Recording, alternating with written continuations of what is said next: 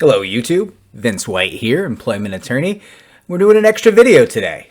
That's right. In addition to part 3 of our discussion with the wonderful defense attorney Eric Sarver, there is news and it's big. Kirsten Gillibrand has done it. She has gotten her bill through the Senate. This bill blocks the use of forced arbitration agreements to keep victims of workplace sexual harassment and workplace sexual assault from being forced at the time of their hire into an arbitration agreement. Now, some of you might be saying, why does that matter? And some of you may be mad that I'm even saying, why does that matter? But I think it's valuable for everyone to know. So there's a lot of different venues that you can bring a sexual harassment or a workplace sexual assault case, right? Federal court, state court, potentially tribal court, various agencies, including state agencies, federal agencies. Also, they can be brought to arbitration. There's a variety of reasons why you choose a certain venue, and every venue has merit in some certain situations, right? There's a lot of considerations. You may not want your case to be public. Well, you probably in that case want an agency or an arbitration. But you shouldn't be forced into that arbitration because you may want your day in court. You may want a jury. You may want a public case, right? And arbitrations are generally not going to be public. So while I work as an arbitrator, and I sit as an arbitrator over various employment matters, I think it's very important that those arbitrations be voluntary. There's a silencing effect that comes from forcing victims of workplace sexual harassment and workplace sexual assault into arbitration. Now, there's more than just the forced arbitration provision that goes into that silencing effect. But we're in an arms race. There are employment agreements that go into effect at the outset of employment, often hailing from the finance and big tech industries. And those agreements, they're in an arms race, right? They're developed by the very big brains and the very deep coffers of employment defense firms to silence victims. In my opinion, I think you can look at the effect, you can look at how they operate, you can look at how they change year to year, and you can see the intent. And you can see the result without question. And that's why I think this law championed by Kirsten Gillibrand and oddly Lindsey Graham,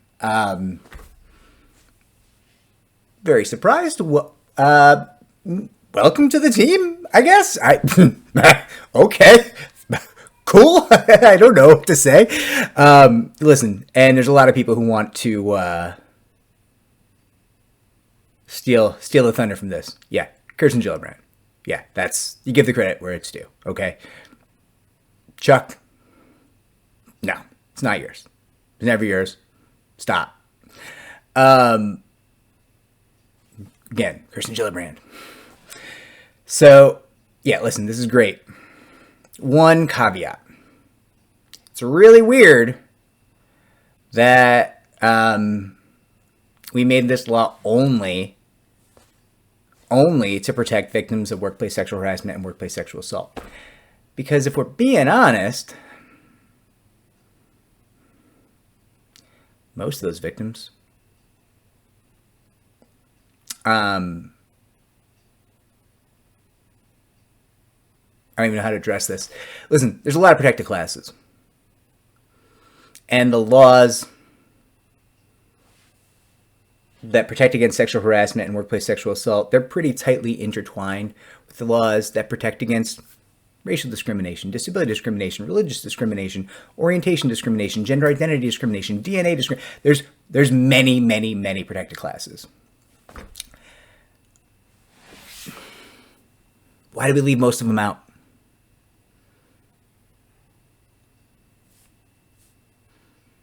Why? When we did the work, we got it through. Dude, is it such that we only could get the protections,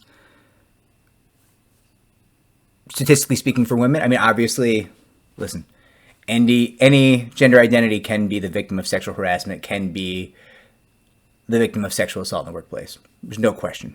No question. But statistically speaking, overwhelmingly, the victims of workplace sexual harassment and the victims of workplace sexual assault do tend to be women. And women deserve these protections. But we could have helped everybody. We could have helped the people of color. We could have helped the disabled. We could have helped people who are discriminated against based on their age, who don't want to be silenced and don't want to be forced into an arbitration. Like, why did we take like the 20, 25, depending where you are, protected classes and say, we'll choose this one to help? I don't know. I should just be happy. Like, a really good thing happened today. A really good thing happened. Kirsten Gillibrand did a very good thing. I just wish it had been a little more inclusive. Am I asking too much?